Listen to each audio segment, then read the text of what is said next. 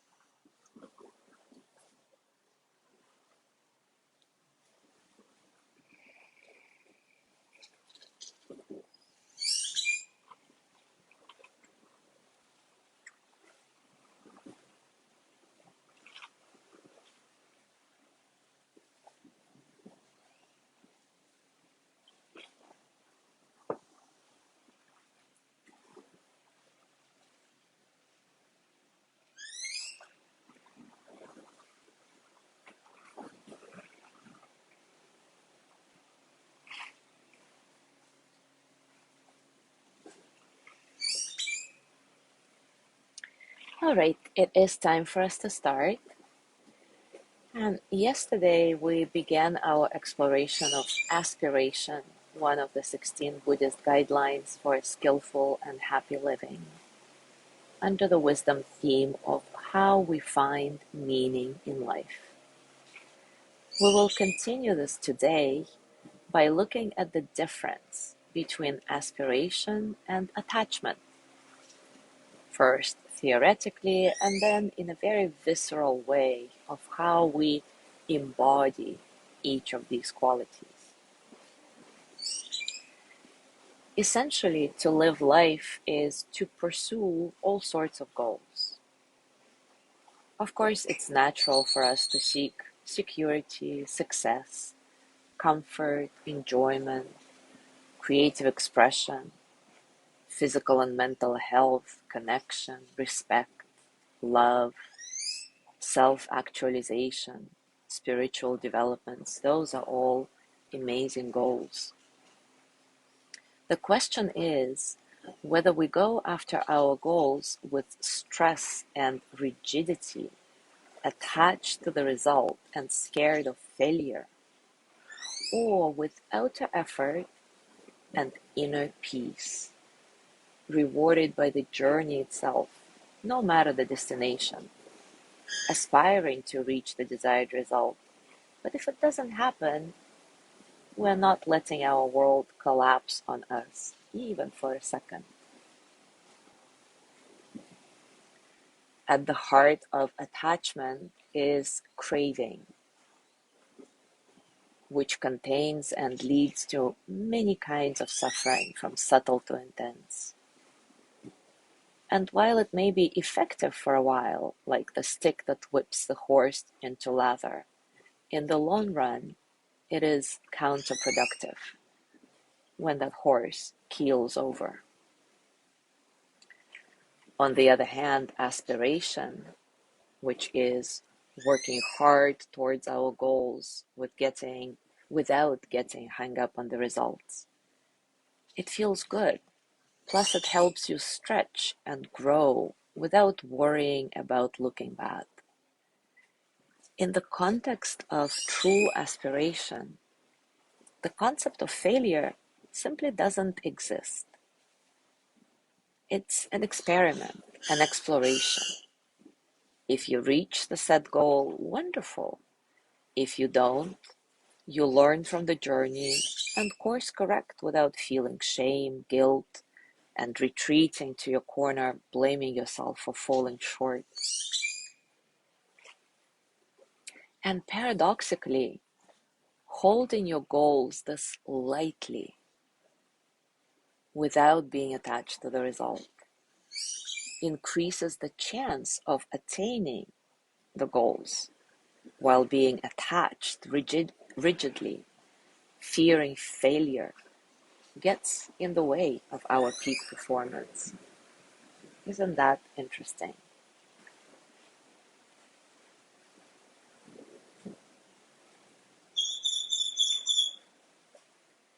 Of course, one way to avoid all the pitfalls of attachment is to do nothing. And many people do that. You sit on the couch your whole life and never take care of or go after anything that feels important to you because you fear that you will fail. But what kind of life would that be, really? So, to live a balanced life, a life that flows, that creates an energy, we need to learn to connect to our aspirations and pursue them while not being attached to the outcome. I know it's a very difficult concept to wrap your brain around. Personally, I have struggled with trying to understand how it works for many years. How can I want something and not be attached to the result? But ironically, what helped me understand the difference between attachment and aspiration is physically connecting to the feelings of both qualities. And that happened spontaneously for me one day. And after that, a certain peaceful clarity set in, and it was such a relief. So I really hope that each one of you has either reached that stage or will very soon. And this is exactly what we're going to explore right now, our visceral, embodied understanding of the difference between attachment and aspiration.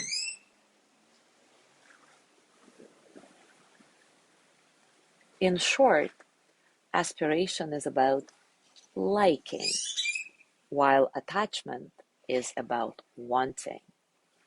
And these are two very different qualities.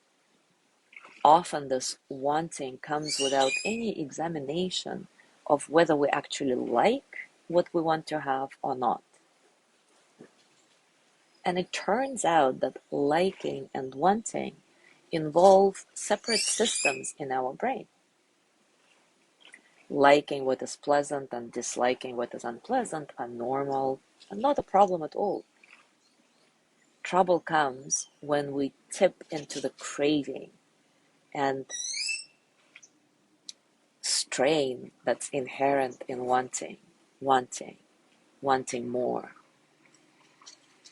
So we need to learn to recognize the difference between liking and wanting in our body, in our emotions, attitudes, and thoughts.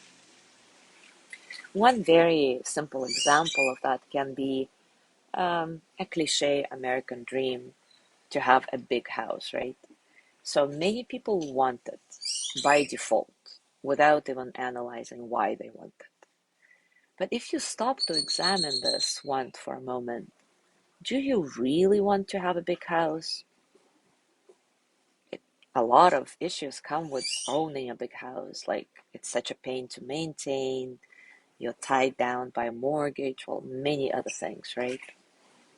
But maybe the answer is yes. Yes, I like this. I like all that is associated with having a big house. And that's wonderful. It's an aspiration of yours. But I know so many people who jump through many hoops to get this big house, denying themselves many pleasures along the way, only to realize later in life that all they ever wanted is to actually travel more often, to be more mobile and not tied down to one place, maybe even to live minimalistically versus in this grand mansion. Again, like with everything else, only you can know what motivation underlies your actions. So let's explore this together now.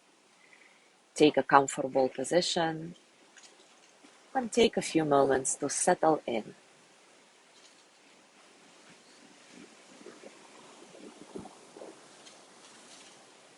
Acknowledge all the circumstances of your practice today, starting with the external, the sounds and sensations of the world around you,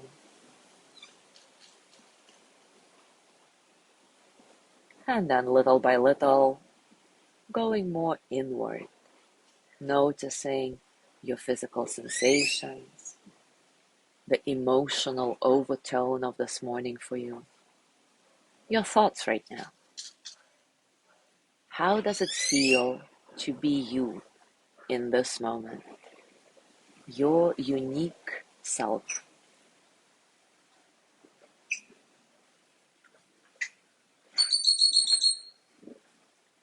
As always, allow your breathing to be easy. Don't try to control it. Maybe follow your breath as it flows in and out of your body. And maybe you can trace one breath at a time from the very beginning to the very end, from the moment when the air in front of you becomes your breath as you inhale, to the moment when your breath merges back into the air around you as you exhale.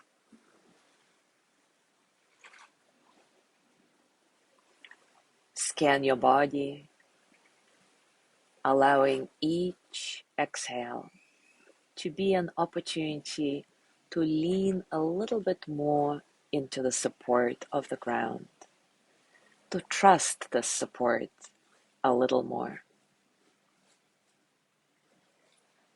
Allow each inhale to be a breath of new energy, the energy that you need, whether you have a name for it or not.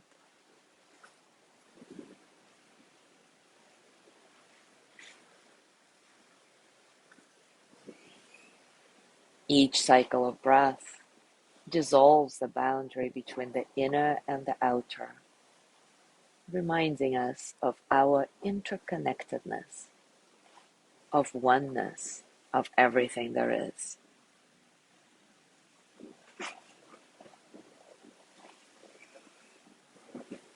Now close your eyes and bring to mind something you truly like. You like it, and of course, you would love to have it. But at the same time, if you don't get to have it, your world won't collapse on you. In other words, if you get it, it'll be like a huge gift, even if you work hard for it. It will be a celebration of sorts. So scan your body, connect with this feeling of liking something. It could be a material thing, a person, a way you want to feel. Connect with your direct experience of it. Feel it in your body. I like something.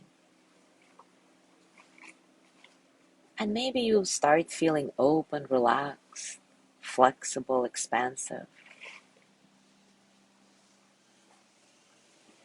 I truly like something, and it would be awesome to get it. But if I don't get it, it's okay. My life won't end. My world won't collapse. I will still be okay.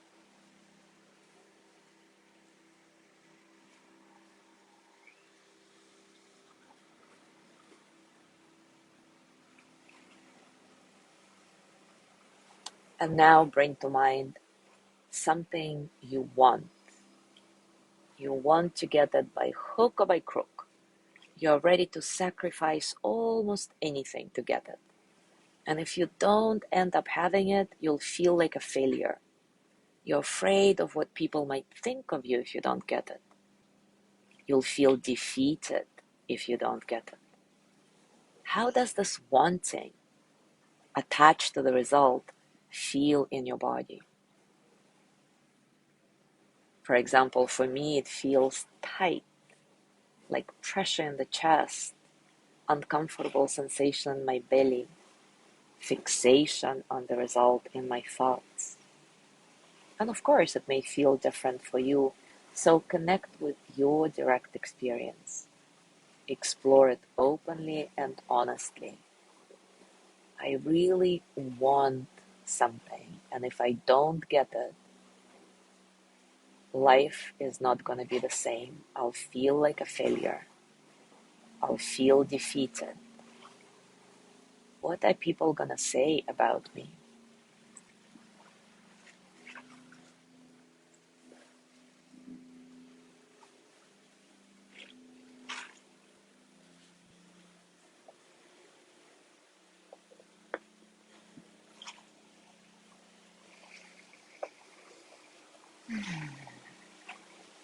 And now let that go. And as you go through your day today, I invite you to pay attention to what you choose to pursue. Your goals, big or small. Those can be material goals or something you want to feel. And every time you notice that you want something, that you're setting a goal, take a pause and examine how you are pursuing these goals. Is it with the expansiveness of aspiration that doesn't know the concept of failure? Or with this neurotic drive of attachment that makes you feel like the whole world will close in on you if you don't get what you want? As always, be open and honest about this exploration. The more you know about yourself, the less neurosis you're gonna have, the more expansive, receptive, and open to the possibilities you become. Thank you so much for being here today. Have a beautiful day, and I will see you tomorrow.